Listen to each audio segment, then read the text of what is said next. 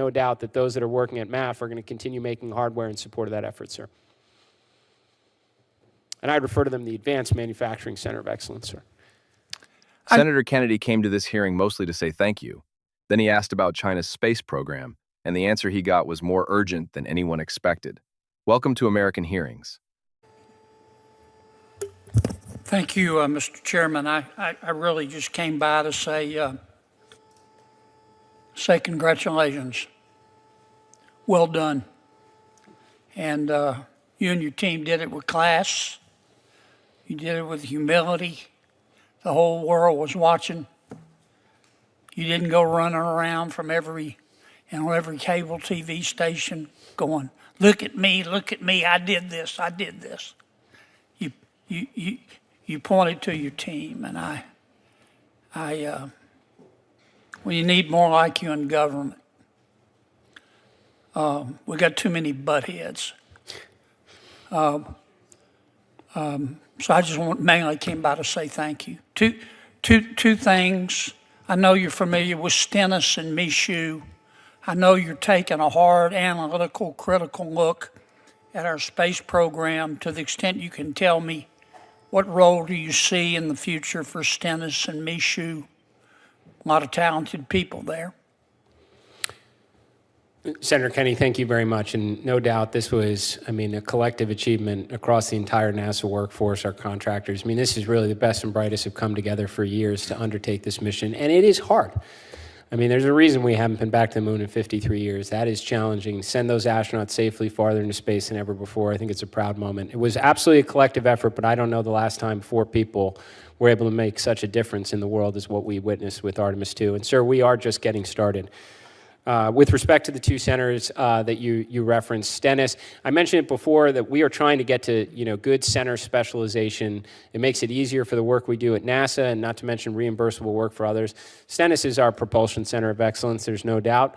They're the experts for testing our current engines, and they are also probably the most forward-leaning of any center to go where the puck to move where the puck was going, which was working with commercial industry as they develop their next generation engines, which are being tested there. I'll also point out, sir, the center director from Stennis is the one who's leading the overall agency workforce initiative right now. He's retiring in 9 months, said nothing more than I want to leave the agency in a much better place than I found it from a workforce perspective.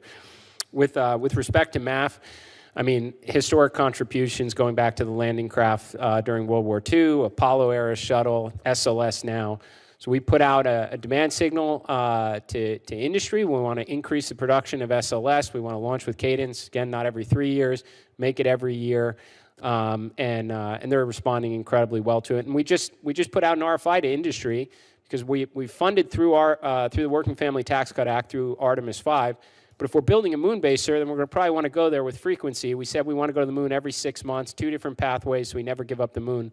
I have no doubt that those that are working at MAF are going to continue making hardware in support of that effort, sir. And I'd refer to them the Advanced Manufacturing Center of Excellence, sir. I just read a piece. I don't know how much you can tell me, but I just read a piece this weekend on the plane, or Monday or something.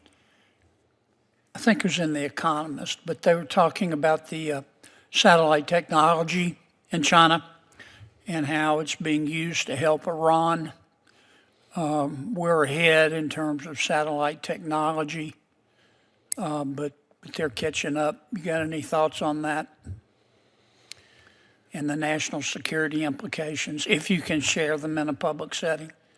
I think what I would say on the subject center, and of course you certainly know who to speak to when you get deeper into the national security area on this, is just that I'm not sure we can refer to the Chinese space program as a near peer, and I think they're a lot closer to their peer. And I certainly see it on what I would call the peaceful exploration of space, the civil side, except they draw no distinction over there. They continue to merge those departments. They recently just responded and merged their moon base with their human spaceflight program. They're moving incredibly fast. I think anything that we know from 6 months ago is so dated. They will have gone 2 generations past that already. It's a lot to keep up with. That's why I think it's so important that we've implemented change of late, standardize our approach, rebuild core competencies, rebuild muscle memory, because For decades, when we didn't have a geopolitical competitor that could rival us in the high ground of space, it was one thing to try and make everyone happy. But if we continue to do that right now, no one's going to be happy because we're going to see the technonauts on the moon before us. Thank you, Mr. Administrator. Again, well played. Well done to you and your team. Thank you, Senator. Welcome back to American Hearings. This one opens warmly. Kennedy praises NASA's leadership for handling the Artemis II success with humility, crediting the team rather than grandstanding on cable news, and says plainly the government needs more leaders like that. He follows with a practical question about the future roles of Stennis Space Center and the Michoud Assembly Facility, both economically significant to his home region. The administrator's answer frames Stennis as NASA's propulsion center of excellence, now leading commercial engine testing partnerships, and Michoud as central to ramping up SLS rocket production toward annual launch cadence rather than once every 3 years. The sharper material comes when Kennedy raises a recent Economist piece on Chinese satellite technology being used to assist Iran and asks directly whether China is catching up to the U.S. in space. The administrator's answer is candid and somewhat alarming. He resists even calling China a near peer, suggesting they're closer to an actual peer, noting they've recently merged their moon base and human spaceflight programs and that any intelligence on their progress from 6 months ago is already outdated, warning that without sustained urgency, China could reach the moon first. Subscribe to American Hearings.